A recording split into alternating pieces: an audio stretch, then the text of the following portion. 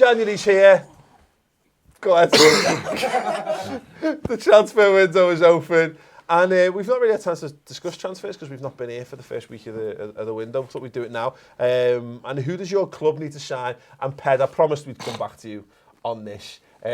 You guys, is it as simple as just going out and boxing off Schneiderlin and Depay, and that's enough for you this season? No, or we need more about work 8. to be done? Really? Yeah, we need about 8. Because this is the thing, and you asked the question, if I was in your shoes, I'd be livid because of how you were in the summer. You know, you got new ownership coming in.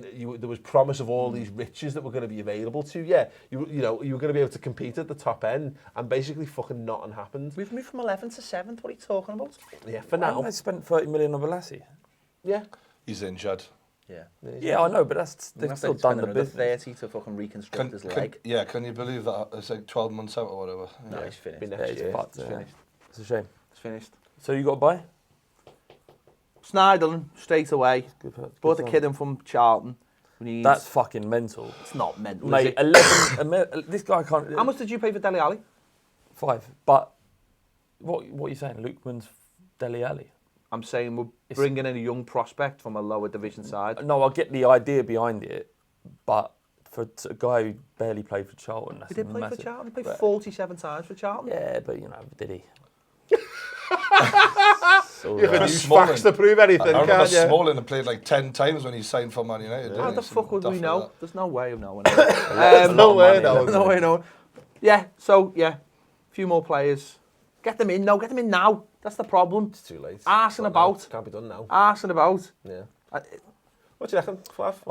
I don't think. I mean, because you went out and bought Janssen because you needed another centre forward. It's not quite worked out. Not quite worked out. You've bought another defensive midfielder because Spurs love having centre mids. Look, I mean, the signing of Wanyama was perfect, as unexciting as it is, but because it sort of assured us in that defensive midfield, and we don't really concede that many goals. I think really, if we're going to go for a league and there's someone who's out of our reach, he's not going to sign for Tottenham, but Dybala of Juve, that's the kind of quality we'd need to go after, and it's going to kind of better us. Is that a real player? Yeah. Or you just throwing out Dybala. He's barely played for Roma. Just throwing out like Roma. Hipster shit now, aren't you? Oh, you start, aren't you? No, it's like you've just thrown a name out that all the hipsters will go, oh yeah, he's great, him, yeah. But average football fans will go, what the fuck are you talking about? I know who he is, carry on. All right, Mane. Like if we buy someone like Mane, that'll help us. Well, you're not going to buy Mane. He's in the African nations, so you can't have him. No, we're not going to buy Mane, but I'm making a point that that's the level of... Yeah, exactly. Fuck you lot, man. I feel he's at the only tournament where you have to hide at the back of a bus. This is why Flav only wants to do podcasts. Bulletproof jacket. You're doing really I want to... I hope he comes back. Who do you need to sign? It's one of them, innit? We're in the Championship, mate. Joe Shelby. Who comes? The real question is who the hell comes? Tom Cleverley. Tom Riddle. Tom Riddle. From fucking Harry Potter. Voldemort's in the middle, haven't they? Like? They could fucking do with some magic.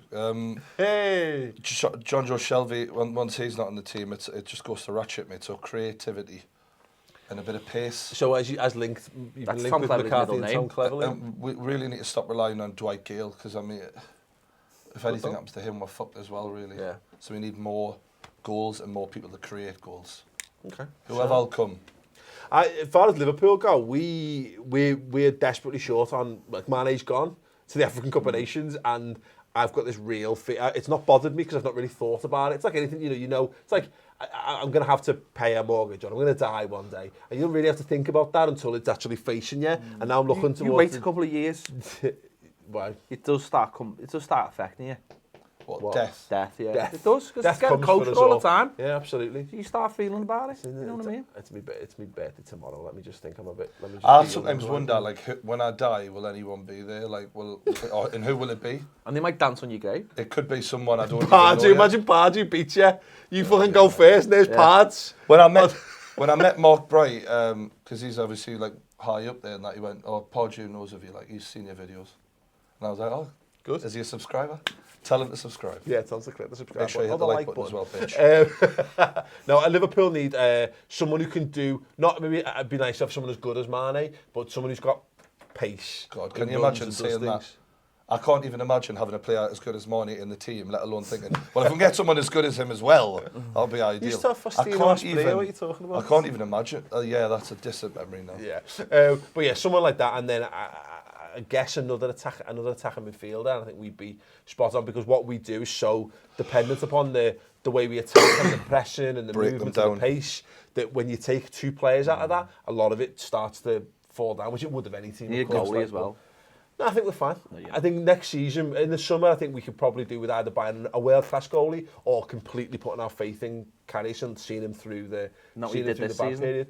No, but it worked out well. Yeah, I know. Well, it depends on what happens. Do you think he could do like a De Gea, like when he went through the bad? De Gea's an amazing goalkeeper, so odds are no to be one of those top-level players that don't come along very often. But I think he'll go through a bad patch. Like, yeah, exactly. You know, to be able to do that and reach the top of footy, I don't know, probably not. But I don't know. Yeah, you're right. If a Bosch goalkeeper became available, what about a left back?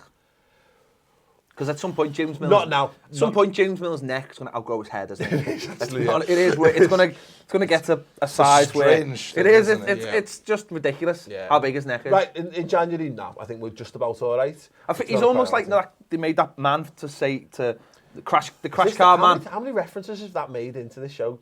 More than it needs to. And no one still knows what. It feels like his neck has been preparing itself for a fatal car crash for a long time. Of a cannon and he'd be sound. Like his neck knows he's a really bad driver, and it's just setting itself up, going, well, fuck the spleen and the kidneys. I'm going to be all right. Yeah. He does look like he's like a benefit cheat. You're right there, mate. The collar, like, yeah, it's good. I feel like those hours. I feel like this was the breaking point for Flav this week. No, the breaking point was the tube strike this morning that he had to walk through. I've had a long day. I'm not paying those Uber surcharges. That's true. All I want to know is, should you replace Milner? That's all. I'm just waiting for an answer. No. You've come to the wrong show. If you feel like there was a point to the actual question. He just wanted to mention his neck.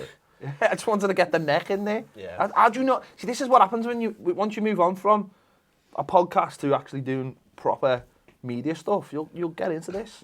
You'll see how visual humour develops. Talking balls every Thursday on the Ball Street YouTube channel. But they make a video, don't they? Incredible because no one talks over him. I am my own god. You've got if you want more things where Flav gets talked over, you can. It's called the Long Ball Street podcast with the Wolf of Ball Street, Matt Wilson. Yeah. That must be more embarrassing because he's got a ponytail. I would never let a man with a ponytail talk over me. There's only one point in life when a man with a ponytail is acceptable. It's if he's like in a gang of bikers or something like that. If that's okay. But after when he's surrounded by other men with ponytails, when they're in a gaggle, I would probably call them. Gaggle of ponytailed men. Yeah. And anyway. And they look like Sons of Anarchy. Then there's a problem, but when there's just one man in a room. It's awkward, isn't it? Yeah. Tom, I'll have this camera, please. Anyway, there you go. Who does your club need to shine? Let us know. Do you need a player with a huge neck or a ponytail? A ponytail and a really big neck. I want the comments below. Give this video a like. I'm sure there's a website for that somewhere. Subscribe to the Ball Street channel. Subscribe to True Geordie. You probably do already, but subscribe nevertheless. Yeah. And what about my channel? Of Social Club.